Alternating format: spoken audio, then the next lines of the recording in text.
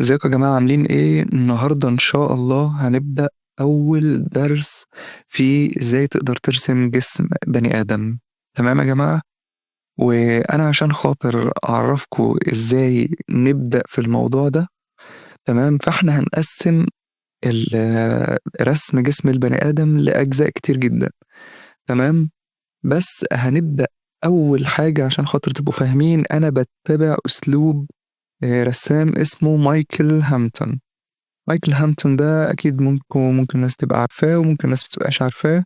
بس آدي شكل الكتاب بتاعه. الكتاب بتاعه اسمه مايكل هامilton Figure Drawing Design and Invention. تمام يا جماعة، اللي هو إيه الديزاين، تصميم جسم البني آدم. تمام، إزاي أقدر أصمم شكل جسم البني آدم، والإنفنشن اختراع هو بيتكلم فيه إزاي أبتكر. تمام، ابتكار وتصميم في رسم جسم البني آدم. تمام، ده الكتاب اهو يا جماعة، وتقدر تنزله عادي فري من على النت. جميل. مايكل هانتون برضو لو الناس عارفة بروكو، لو جيت بصيت على الشانل بتاعت بروكو هتلاقي فيديوهات كتير جدا لمايكل هانتون الفترة دي بيتكلم فيها عن كل حاجة تقريبا.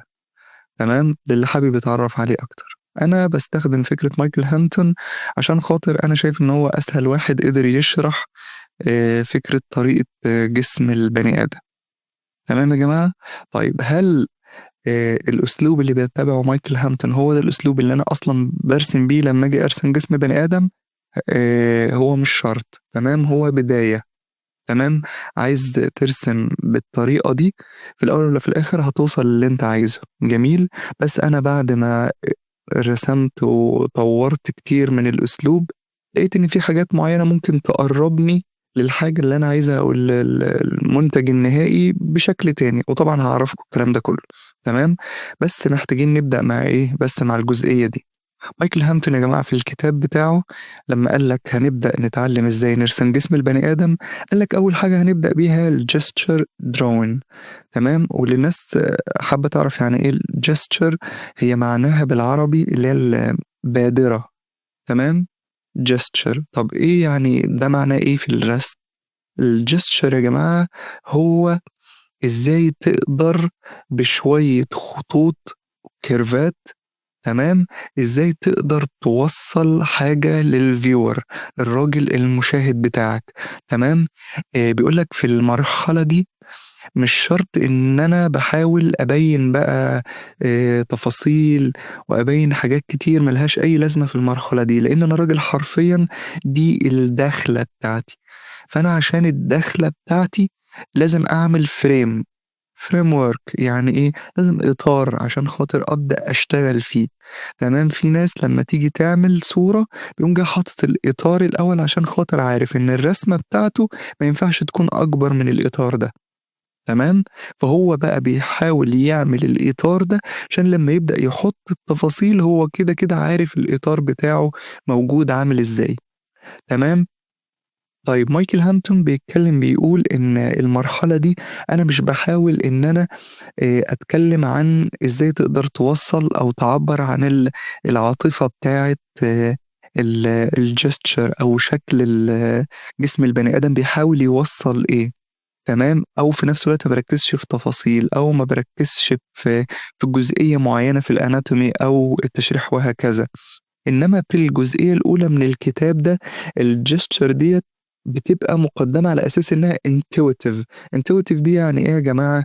يعني من الآخر بيتكلّم عن إن أنت إزاي تقدر تستخدم الكيرفات والخطوط بتاعتك إن أنت تبقى عبارة عن زي ما تقول كده إيه، بتنشّط الحدث بتاعك. intuitive يعني إيه؟ يعني أنا بارسم الخط والمقصود هنا حدث بالسين مش بالث.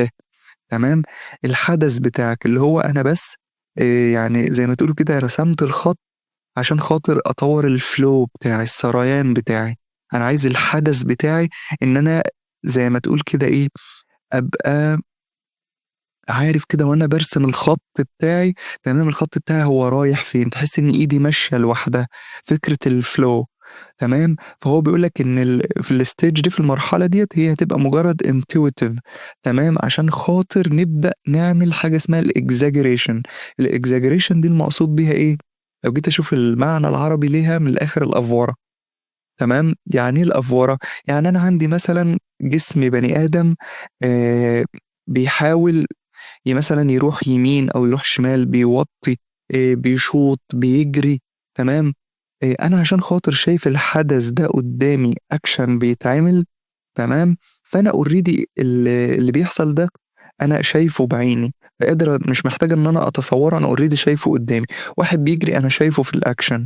طَب إزاي أقدر أرسم على 2D، أرسم على ورقة شخص بيجري، تمام؟ أقدر أوصّل الaction ده إزاي للviewer، الراجل اللي بيبُص. اللي بيبدأ يعمل حاجة زي كده هي أصلًا بدايتك. هل أنت هترسم حاجة stiff، حاجة ثابتة كده، حاجة مش والّا حاجة فيها motion، حاجة فيها حركة، فيها dynamics؟ طيب الgesture بتوفّر عليك الموضوع ده، تمام؟ البداية بتاعتك بتوفّر عليك الموضوع ده، عشان كده بنعمل عملية exaggeration، بنأفور شوية عشان خاطر زي ما قُلت لك إحنا محكومين بفكرة إن إحنا معانا ورقة وقلم وبنحاول نوصّل ده. الgesture drawing دي يا جماعة، أو الإطار بتاعي اللي أنا هارسمه ده، البداية بتاعتي أنا هاقسّمها لجزئين، زي ما برضه مايكل هامilton في الكتاب بتاعه بيقسّمها لجزئين، تمام؟ الجزء الأولاني هو بيتكلّم إن هو بيطوّر الجزء الintuitive، الجزء الحدسي عندك، اللي هو إيه، من الآخر عايزك تبدأ كده إيدك إيه تمشي في الموضوع وتبدأ إيه ترسم. الجزء التاني هيبدأ يدخّل الspine بتاعي، الspine بتاعي اللي هو العمود الفقري. طب إيه أهمية العمود الفقري عشان خاطر تبقى يعني ليه أهمية كده إن أنت تقسّم له جزء لوحده؟ أنا هاقول لكم ببساطة شديدة، العمود الفقري يا جماعة هو اللي بيربط، هو المسؤول عن الbalance اللي هو التوازن، تمام؟ هو اللي بيربط لي ال3 big masses أو الكُتل ال3 الكبيرة، اللي هم إيه، الرأس والrib cage اللي هو القفص الصدري الpelvis اللي هو الحوض، تمام؟ هو الspine المسؤول إن هو ماسك ال3 دول، تمام؟ وطالما بنتكلم على الbig masses اللي بنتكلم على الكتل الكبيرة، يبقى إحنا بنتكلم إن دول مسؤولين مسؤولية كبيرة عن شكل الوضع بتاع جسم البني آدم. فهي دي فكرة الgesture بتاعي. طيب البداية بتاعتي هو برضه بيتكلم هنا في إيه؟ بيتكلم إن أنت عشان خاطر تبدأ تطوّر من الgesture drawing بتاعتك، إحنا هنبدأ نتكلم عن حاجة اسمها ال8 parts أو ال8 أجزاء بتوع جسم البني آدم. أكبر 8 أجزاء أو ال8 أجزاء اللي هيحددوا لنا في المرحلة دي شكل الgesture بتاعي، تمام؟ وهو مقسّمهم ال8 أجزاء دول اللي هم إيه يا جماعة؟ الرأس والحوض والقفص الصدري والعمود الفقري والدراعات والأرجل. عندنا كده إيه يا جماعة؟ رأس، عمود فقري، قفص صدري، وحوض، وعندنا دراعين، وعندنا رجلين. كده هم دول ال8 أجزاء، دول العناصر الأساسية اللي هيوصفوا لنا بعد كده ال الstory أو الcomposition. يعني إيه؟ هم ال8 دول اللي هيبدأوا يحددوا لنا، لإن كل حاجة دلوقتي يا جماعة هاقولها لكم ليها دور، تمام؟ ال8 أجزاء دول هيحددوا لنا بعد كده الstory، القصة بتاعة الحركة اللي بيقدّمها الجسم ده دلوقتي، الرسمة بتاعتي، تمام؟ الstory والcomposition. composition اللي هو الوضعية بتاعة الأجزاء دي، شكلها عامل إزاي عشان تبدأ تعمل لي شكل أخير. يعني مثلًا واحد بيجري، وضعية الرجل اليمين والرجل الشمال، الدراع اليمين والدراع الشمال، والله الدماغ لتحت لفوق، قفص الصدر مايل لقدّام، راجع لورا، وهكذا. تمام، شكل اسمه إيه ده، العمود الفقري عامل إزاي. فأنت حرفيًا أنت بتحاول زي ما تقول كده إيه، اسمها الsense of story، اللي هو تدّي إحساس كده بالإيه، بالقصة بتاعتك، إن أنت تشوف الpositioning أو الattitude، يعني إيه، التموضع بتاع ال8 أجزاء دول، الattitude بتاعهم هُم بيتصرّفوا إزاي، تمام. لإن كل بني آدم وليه طريقة تعابير معيّنة، مش كل البني آدمين بيجروا زي بعض، مش كل البني آدمين مثلًا بيوطّي يجيب حاجة زي بعض. فهي ديّة اللي بتعرّفنا فكرة إيه، الstory، تمام.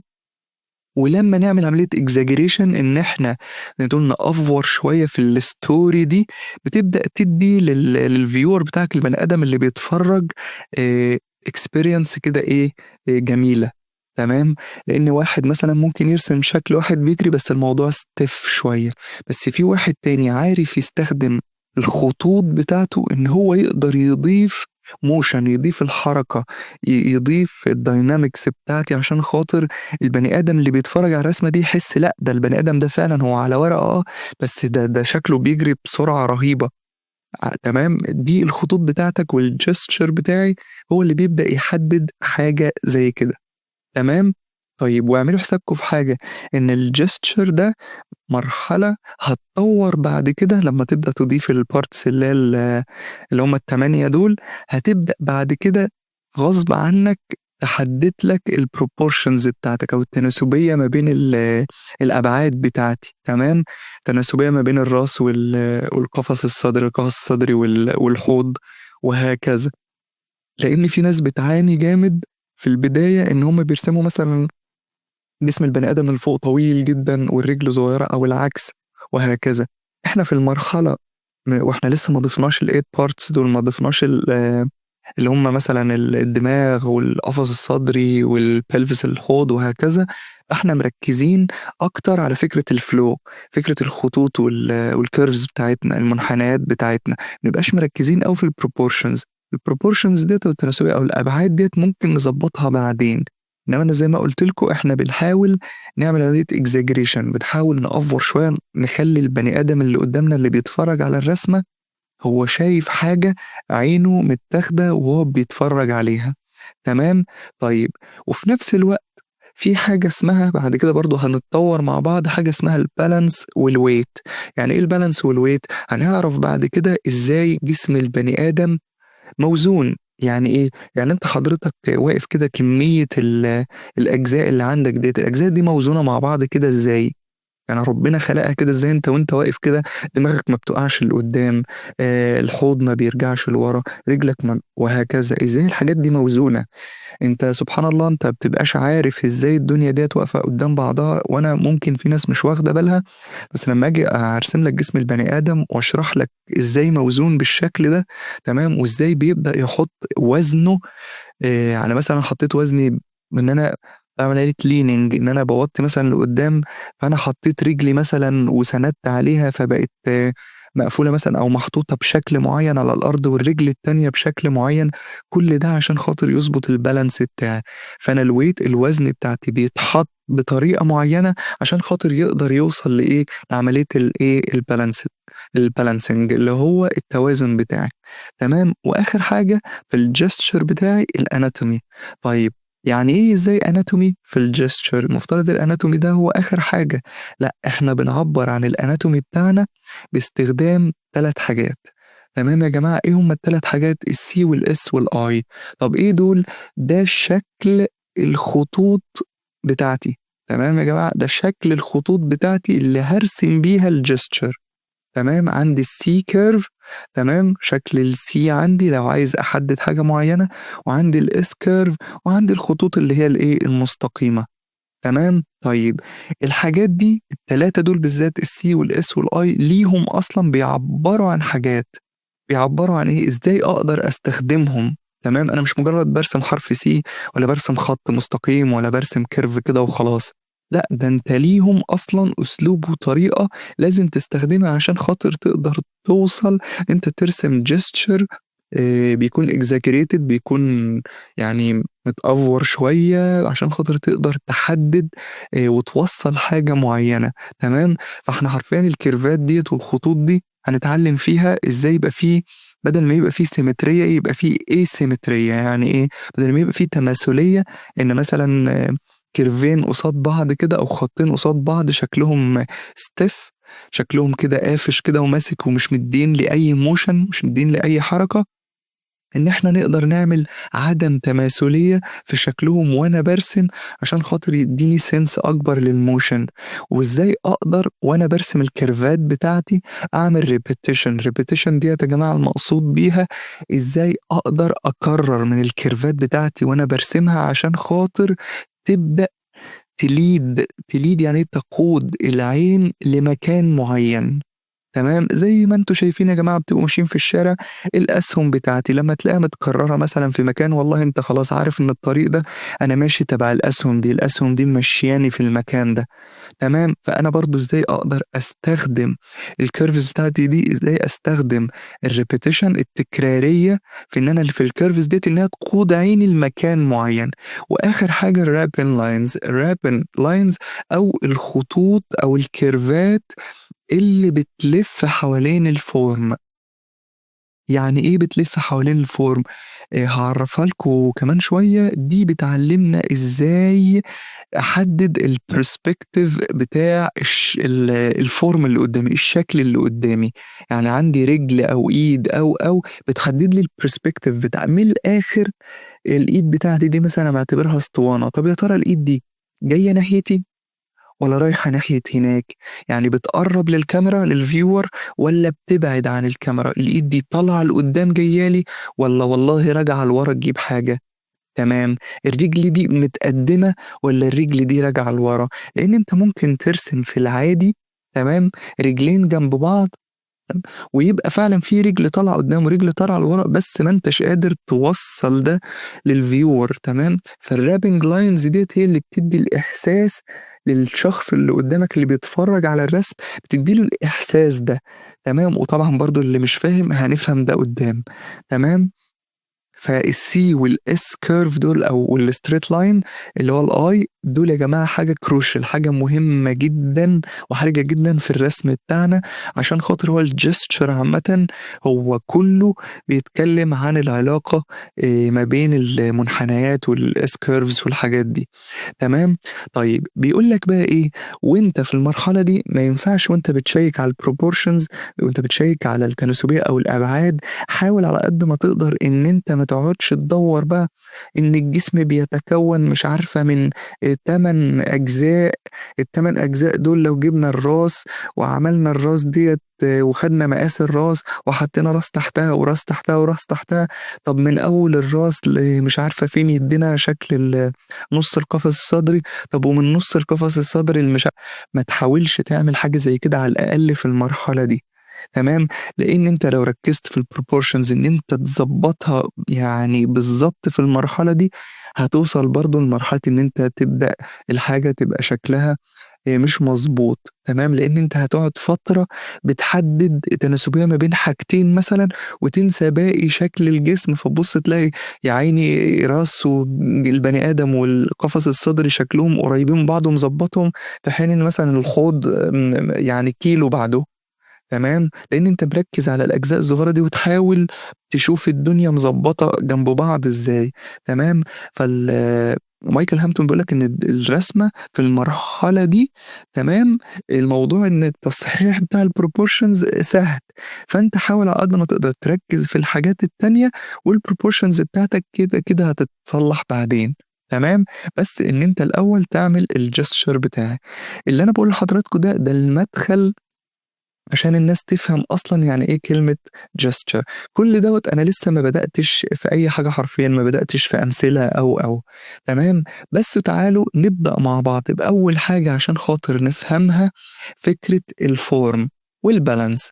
تمام، يعني إيه form ويعني إيه balance؟ form الشكل معيّن بتاعي، الشكل بتاعي، يعني شكل الراس عامل إزاي، شكل القفص الصدري عامل إزاي، هارسمه أصلًا عامل إزاي، لإن أنا وأنا في حالة الgesture لمّا آجي أرسم، أنا ممكن أرسم القفص الصدري بمليون طريقة، ممكن أرسم شكل الدماغ بمليون طريقة وهكذا، فإيه الحاجات اللي ممكن تضبّط لي الدنيا، عشان خاطر الرسمة بتاعتي بتاعة الfigure بتاعتي بتاع البني آدم بتاعتي، لازم أصلًا وأنا بارسمها لازم تبقى موجودة بطريقة متوازنة مع بعضها، تمام؟ طيب هنا بقى النقطة اللي كنت باقول لكم عليها بتاعة فكرة إن الجسم يبقى متوازن مع بعض. شايفين شكل البني آدم من الجنب وده شكل البني آدم من قدّام، تمام، أنا مبسّط الدنيا خالص برضه زي مايكل هامilton في الكتاب، عشان خاطر يبدأ يعرّفنا زي ده شكل diagram كده للإيه، لشكل البني آدم من الجنب ومن قدّام، تمام، لو جينا بصّينا على شكل البني آدم من الجنب، هتيجوا تبصوا هتلاقوا إن دماغ البني آدم الskull الجمجمة، دماغنا أصلًا طالعة لقدّام، تمام، وشايفين شكل الرقبة موصول بالريب كيج بالقفص الصدري ازاي. لو جينا بصينا هنبص هنلاقي جسم البني آدم شكل الراس طالعة لقدام، تمام. ولو جينا رسمنا خط كده بينا شكل الاتجاه بتاع الراس رايح فين، وجينا بصينا على الرقبة هتلاقيها رايحة في الاتجاه التاني. هتيجي تبص على القفص الصدري من فوق راجع لورا ومن تحت طالع لقدام شوية، عشان خاطر لو جينا نرسم الاتجاه بتاعه هتلاقيه ماشي نفس السهم مع اتجاه الراس. فبتيجي نبص على الحوض اللي هو ممثله برضه على شكل اوفل، على شكل اللي هو شكل البيضاوي ده. تيجي تبص في الاتجاه بتاعه هتلاقيه ماشي مع اتجاه الرقبة، السهم الناحية التانية. يبقى احنا كده عندنا سهمين رايحين يمين وسهمين رايحين شمال. هتيجي تبص على الرجل بتاعتنا، انت برضو ممكن تبص لها كده اللي هو ده يعني ازاي يعني انا رجلي مستقيمة؟ لا، انت رجلك مش مستقيمة ولا حاجة. ده فعلا شكل الرجل. لو جيت بصيت على البونز، العظم اللي في رجل البني آدم هتلاقيها بالشكل ده، تمام.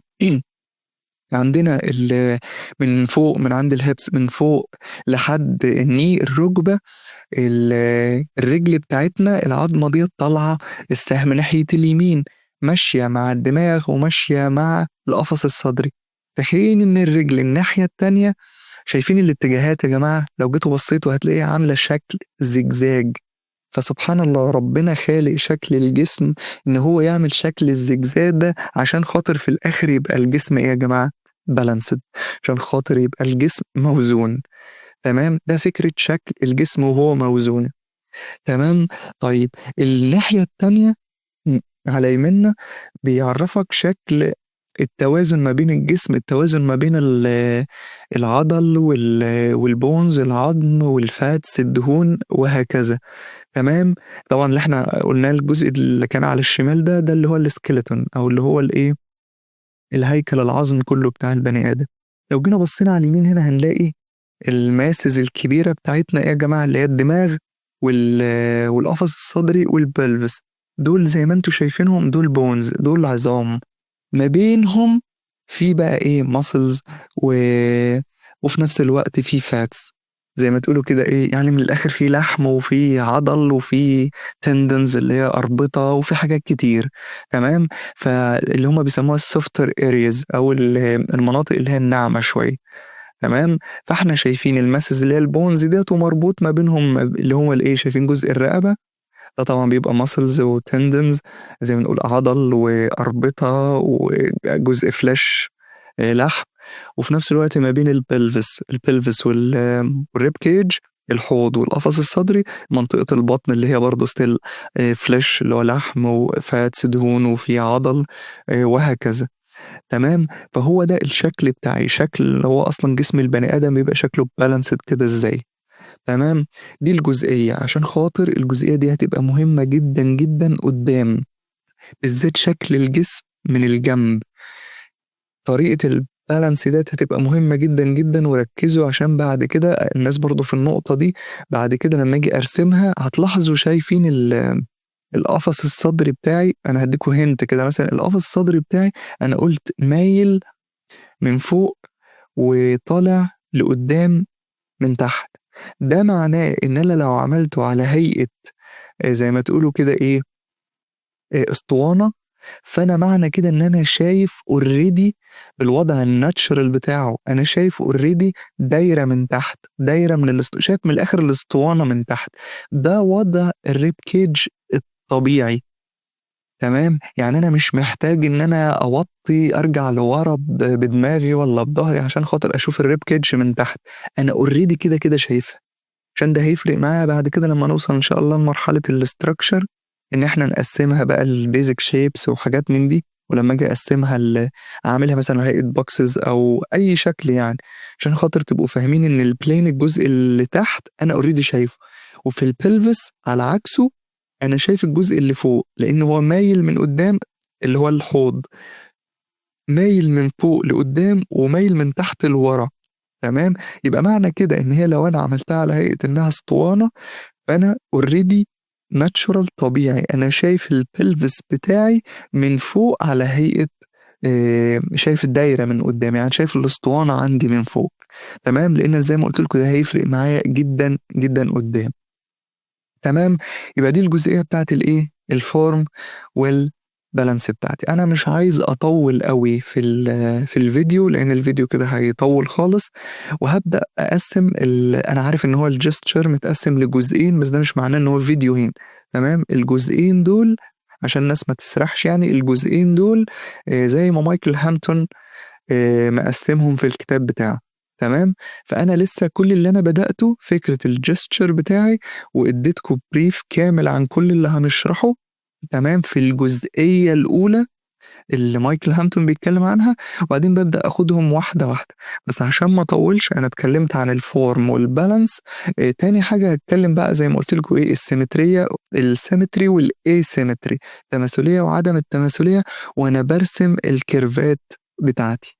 تمام يا جماعة؟ فإن شاء الله أشوفكم في الفيديو اللي جاي.